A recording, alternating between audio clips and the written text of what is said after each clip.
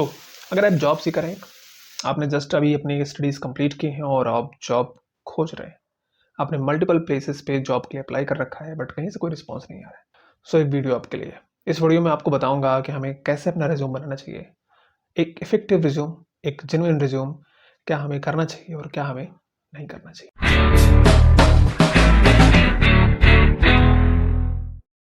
हाय, तो मैं हूं आशुतोष और मैं आपको आज बताने वाला हूं कि हमें रिज्यूम्स कैसे बनाने चाहिए।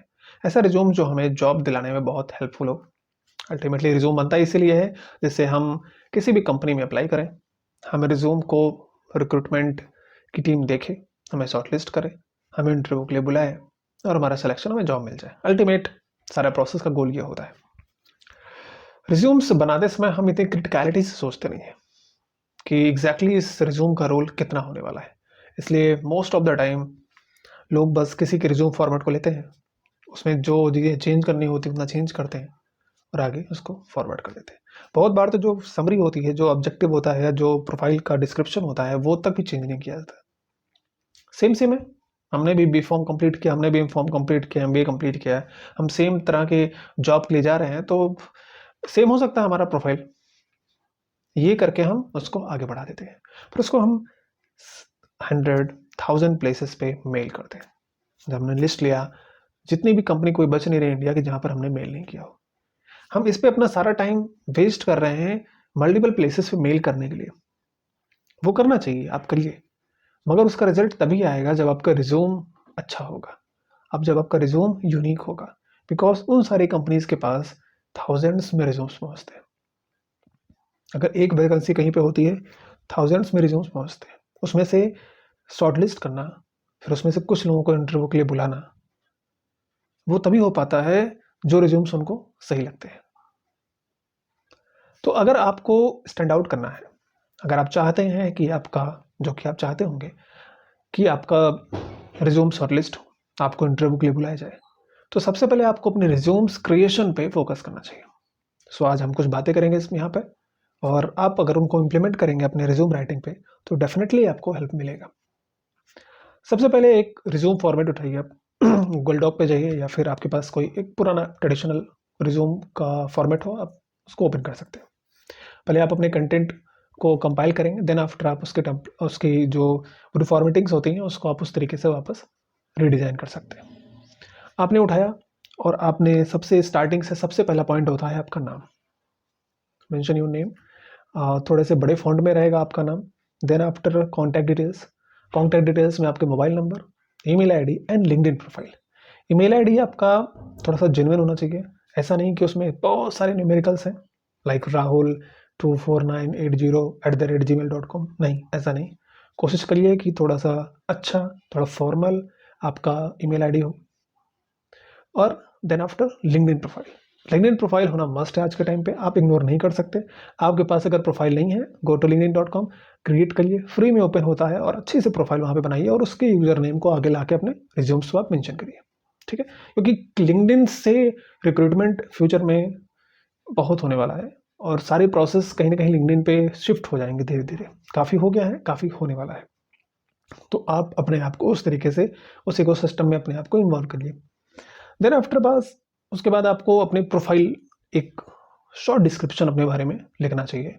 अपने बारे में इन द सेंस आपके प्रोफाइल के बारे में, जिस जॉब प्रोफाइल के लिए आप अप्लाई करने वाले हैं उसके हिसाब से आप पर्टिकुलर एक कैंडिडेट हैं और आपने अपने एक शॉर्ट समरी लिखा हुआ है। उस समरी से रिक्रूटर को देख के ये समझ आना चाहिए कि एग्जैक्टली जिस जॉब प्रोफाइल के लिए आप अप्लाई कर रहे हैं वो मैच कर रहा है कि नहीं कर रहा है, वहाँ से वो बहुत पता चलता है। सो इस समरी को आप स्टार्टिंग में मत लिखिए, इस समरी को आप बाद में लिख सकते हैं। अगर आप बहुत क्लियर हैं एग्जैक्टली अपने विजन में तो आप पहले भी लिख सकते हैं, बट ये summary exactly to the point होना चाहिए, बहुत बड़ा नहीं होना चाहिए। और जॉब प्रोफाइल को ध्यान में रखते हुए बनाना चाहिए आपको। पर्टिकुलर जिस जॉब के लिए अप्लाई करने वाले हैं उसको दिमाग में रखते हुए अपने इस प्रोफाइल समरी को लिखिए, जिससे कि रिक्रूटर को ये समझ में आए कि जिस जॉब प्रोफाइल के लिए ये हमने रिज्यूम ओपन किया है ये मैच कर रहा है, क्योंकि वहाँ से फिर वो आगे बढ़ते हैं। अगर आप एक फ्रेशर हैं तो आप उसके बाद अपने एजुकेशनल क्वालिफिकेशन को लिखेंगे, जो सबसे हायर एजुकेशन आपका है उसको सबसे पहले, उसके बाद जितने होते हैं वो आप सब लिखते जाएंगे, ठीक। उसके बाद फिर वहाँ पर आपके कुछ एक्स्ट्रा करिकुलर एक्टिविटीज़ हैं, उसको आप वहाँ पर मेंशन करेंगे। उसमें आपको ध्यान देना है कि हो सकता है आपने स्कूलिंग में बहुत एक्स्ट्रा करिकुलर एक्टिविटीज़ में पार्टिसिपेट किया होगा या अपने कॉलेज में बहुत सारा किया होगा और आपके पास कुछ नहीं तो 10-15 लिस्ट है। आप सब नहीं मेंशन कर सकते वहाँ पे। कोई इसका कोई पॉइंट नहीं है सब मेंशन करने का। वो केवल आपके रिज्यूम्स को लेंदी बना देगा और जिसका कोई अच्छा इम्पैक्ट नहीं मिलेगा। ठीक है? तो अगर आपको अपने एक्स्ट्रा करिकुलर एक्टिविटीज़ को मेंशन करना है, तो उसको या तो आप कुछ को एक में कंपाइल करके आप एक सेंटेंस में लिख सकते हैं, ठीक? या फिर उसमें से जो कुछ 2 या 3 मैक्सिमम बहुत इम्पोर्टेंट हैं या बहुत इफ़ेक्टिव लगते हैं, जो लगता है कि हाँ, आपके जॉब रोल में भी इसका कुछ वर्सेटैलिटी दिखेगा तो अच्छा लगेगा, वो आप वहाँ पर ऐड कर सकते हैं।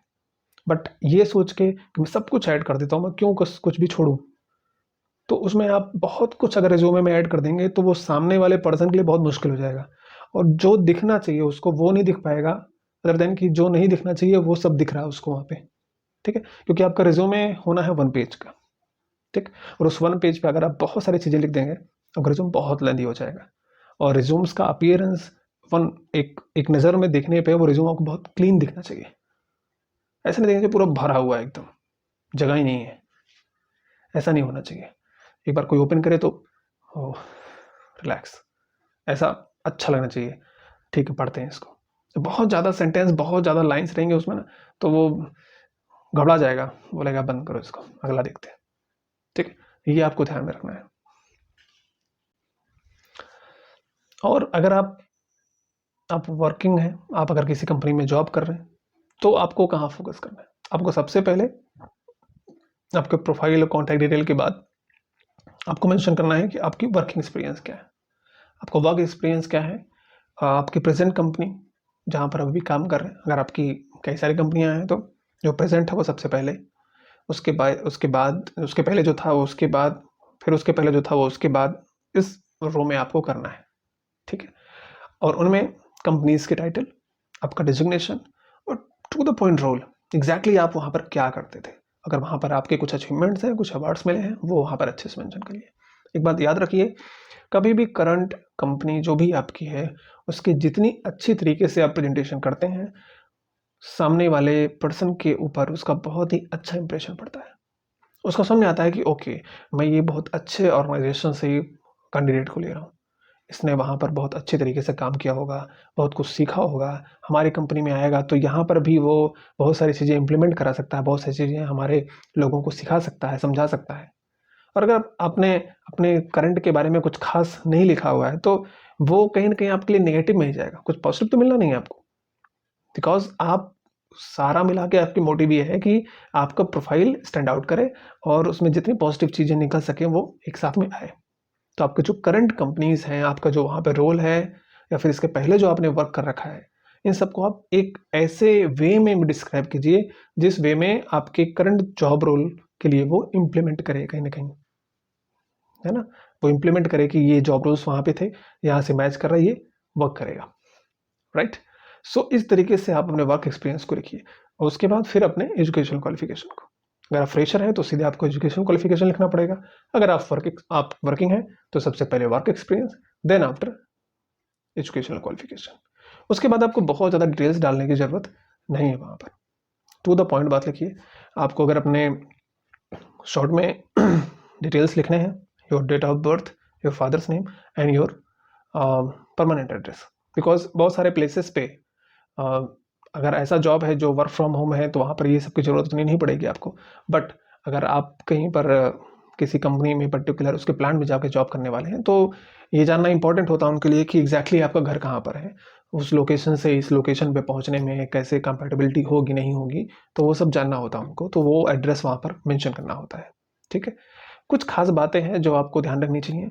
पहला ये कि किसी भी पर्टिकुलर टेम्पलेट को, कोई भी एक टेम्पलेट को आप कॉपी नहीं कर सकते। ठीक है? आपको कभी कॉपी नहीं करना है कि आपने एक टेम्पलेट देखा और उस टेम्पलेट को आपने टू द पॉइंट अपने सारे कंटेंट को उसने आपने पेस्ट किया और आपका रिज्यूम तैयार हो गया। नहीं, क्योंकि रेडीमेड टेम्पलेट्स क्या होते हैं, बहुत जगह बहुत लोग यूज़ करते हैं आज के टाइम पे। ठीक? सबके लिए अवेलेबल है और सब वहीं से डाउनलोड करके और वो उसको कर सकते हैं। तो क्या होगा कि आपका भी प्रोफाइल उसी में मैच कर जाएगा। आपने कंटेंट कितना भी अच्छा लिखा हुआ है, बट जो एक लेआउट सामने से ओपन करने पे देखेगा, बताएगा ओके बहुत कुछ सेम है, ठीक। आपको थोड़ा सा अलग करना है। अगर आपको एक दिमाग में नहीं आ रहा है एग्जैक्टली कि आप कैसे टेम्पलेट रखें, तो आप प्रीफर कर सकते हैं 2-3 टेम्पलेट्स को, और उनमें से आप उन टेम्पलेट से इंस्पायर हो सकते हैं। उसमें जो अच्छे अच्छे सेक्शंस अच्छे तरीके से मेंशन है, आप उसको उस तरीके से अपने रिज्यूम में प्रेजेंट कर सकते हैं, बट किसी भी पर्टिकुलर एक टेम्पलेट को आप फॉलो नहीं करें तो बेहतर होगा।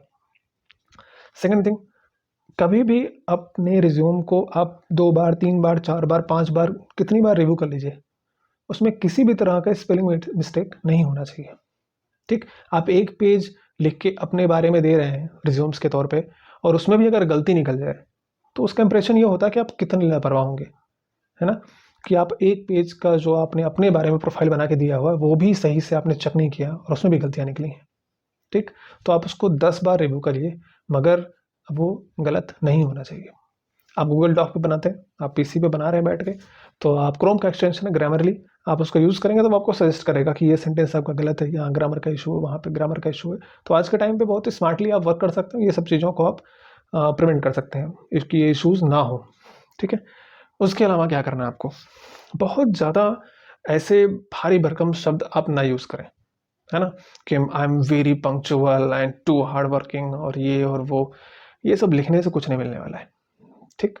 ये सब बहुत ज़्यादा लिखी जा चुकी हैं, तो इनको बार बार ये लिखने से कोई मतलब नहीं है। आपके मेन जो आपके बारे में है वो आप वहाँ पर मेंशन करिए, और ये आपके स्ट्रेंथ में हार्ड वर्किंग पंक्चुअल ये लिखने से कभी भी आपको शॉर्टलिस्ट नहीं होंगे। आप सबको पता है ये सब लिखते हैं, है ना, तो वो लिखने की ज़रूरत आपको नहीं है। स्ट्रेंथ एंड वीकनेस ये सब वहाँ पर मेंशन करने की ज़रूरत नहीं है।